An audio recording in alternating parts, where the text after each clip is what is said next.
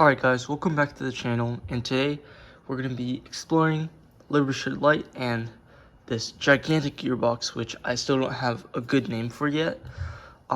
So I created these like trusses that should prevent these two shaft holders from splitting apart, which you saw in my old video, or the past video, where I use these old designs where these the shaft holders were separate, and they tend to push apart when experiencing a lot of stress. So I basically am forcing them to stick together, and let's see how it holds up. Alright, so this is a piece of scrap plastic.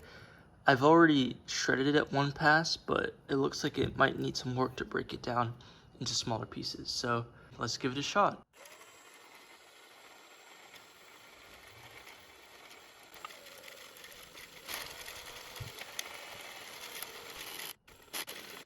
Alright, we can see a little bit of gear bending, which is normal.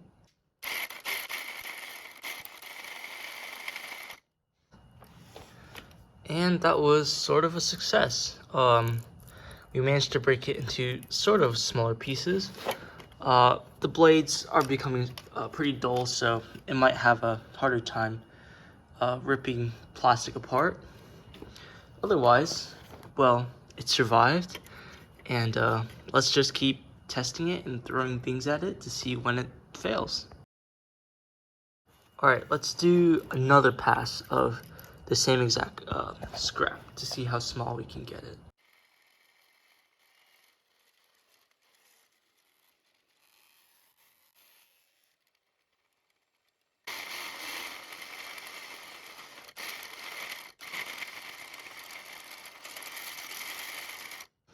Alright.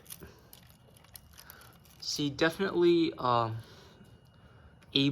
capable of getting smaller shreds, but the goal, of course, isn't to get microscopic particles, but definitely just breaking it down to assist like further processing. So in some cases, for example, like if you have a plastic mold and you want to just throw these in the mold and heat it up and just melt it down to confine to the mold, this would be more than enough. All right, let's go shred some other stuff. Okay, so these are like applesauce container caps, and let's see if we can shred these guys. So I got two right there, and let's just try it out.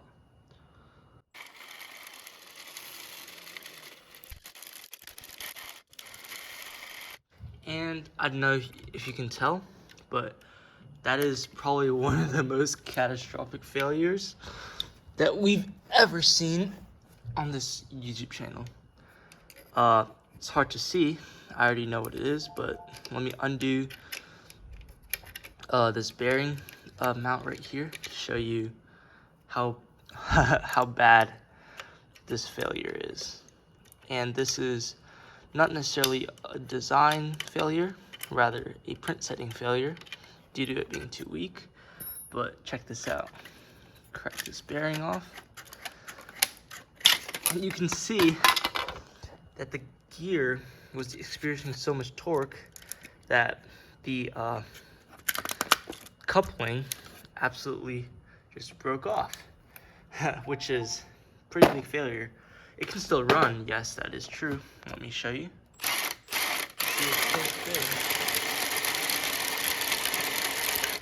Just that it's not spinning the shaft anymore. So let me get this off and we can do a further inspection. And would you look at that? So I managed to crack this bad boy off, and it literally self-destructed right then and there on the shaft. So that's definitely a strength issue, and I know exactly how to fix it by for example, using more perimeters and creating like inserting extra perimeters into the model through CAD. For example, like this, how we use these not only to save weight, but it puts more perimeters, which adds more strength. This guy right here only had this much plastic, and the rest of it was actually pretty low infill. Therefore, it got absolutely destroyed. Pretty useless in terms of part strength. There's like barely any bottom layers, so this is just a really weak printed part. Definitely a place of improvement here. The teeth held up fine, which is very nice. Now that we can't really use the shredder for anything because I don't have an output gear, why don't we try to take a look at these gears right here. It's crazy because the gears, these are also 3D printed, have held up perfectly fine.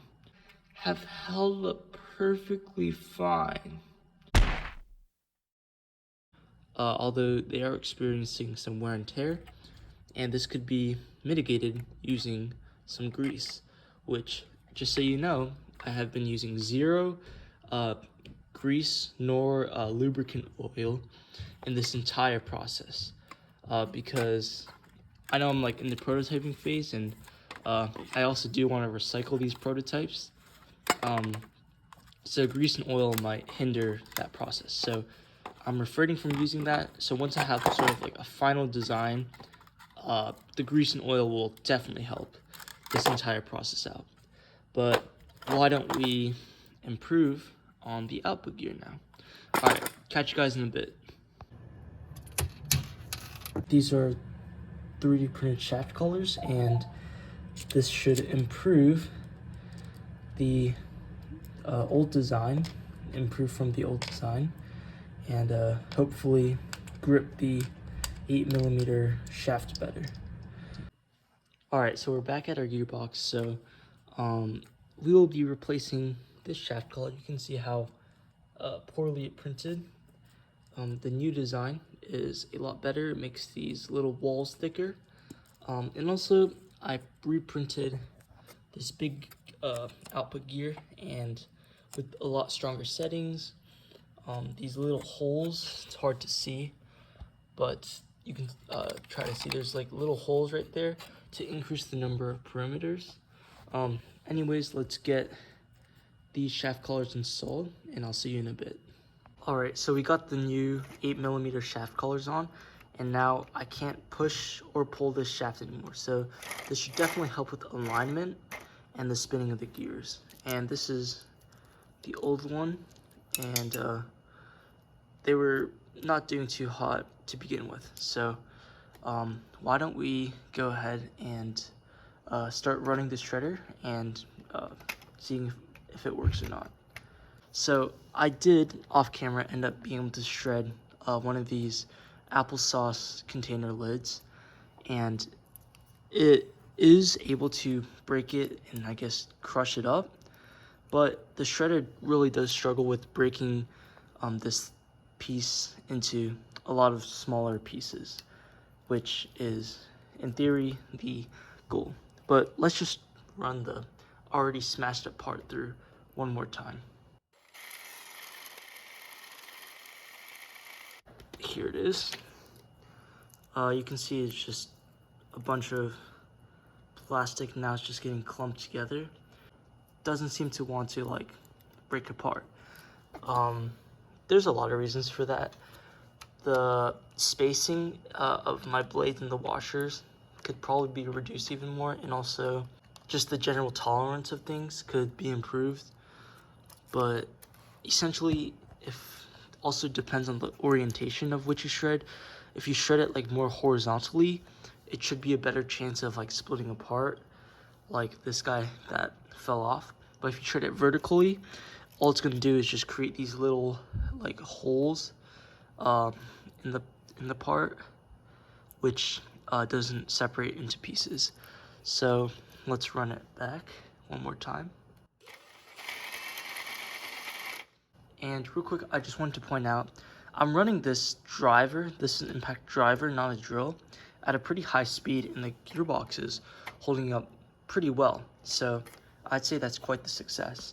And as for an upgrade, we can definitely use like a high torque drill that has like a better, like for drilling into wood and steel, It could be corded or battery powered, but these drivers actually don't supply that much torque, so a drill would definitely improve the power by a lot. But let's keep going.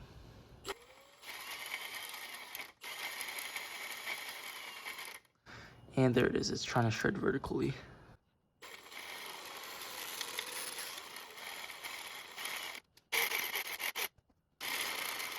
And yeah, it's just ripping it apart, but I guess that would be a weakness of our shredder and something we need to work on. But anyways, let's shred this fresh Go-Go Squeeze cap. Just put it in there like that and change the direction to shred.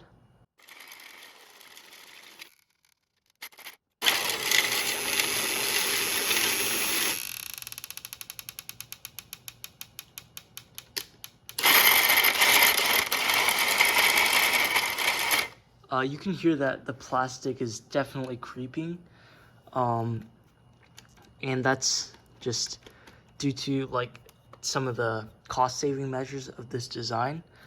I'm gonna try to reorient this and see if we can get it to pull through all the way.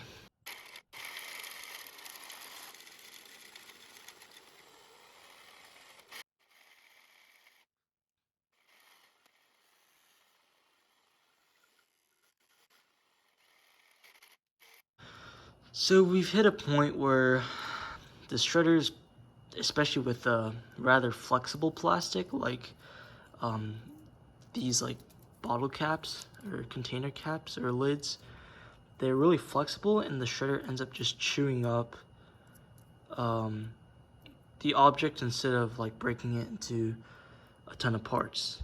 However, that's sort of acceptable for our use case because a further processing method like blending or to create very fine particles for re-extrusion could be possible.